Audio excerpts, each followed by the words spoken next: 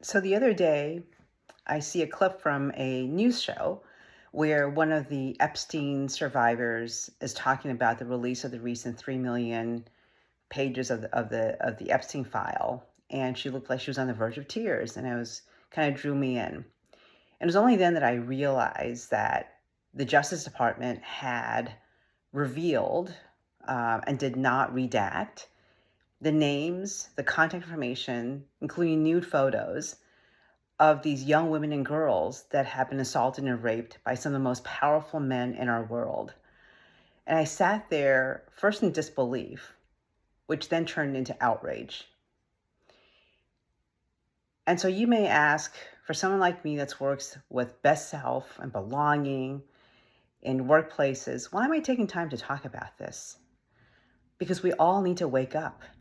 Like, we all have to wake up and understand what it means when our power system has decided to reveal the victims of rape and assault, and in all its release actually did not release the names of the perpetrators, the most powerful and wealthy men in our country and our world, who run our companies and the boards and different government institutions 20 years ago and today, that we don't have their names in any of the releases.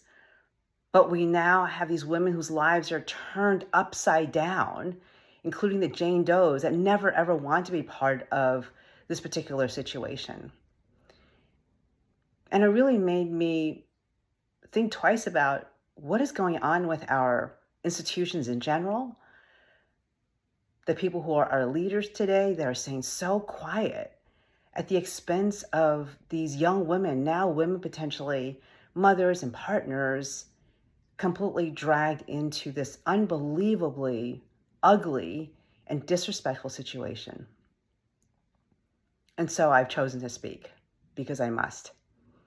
And so must you all as well.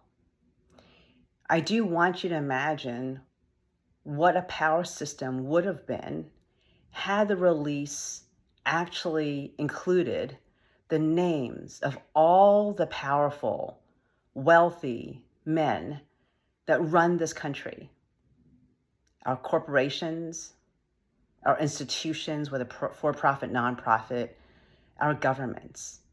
If we knew who these assaulters and rapists are, what would that have done to our trust in our power system compared to where we are now and where I am today as someone who is powerful, who has been in powerful places, who continues to work with powerful people?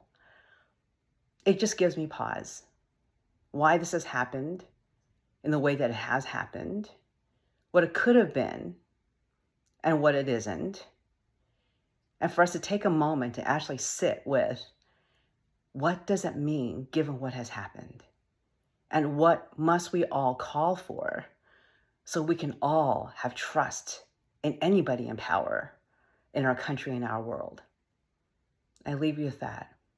We can only be free, and women can only be free, when we can trust that the power system will not abuse us again and again and again.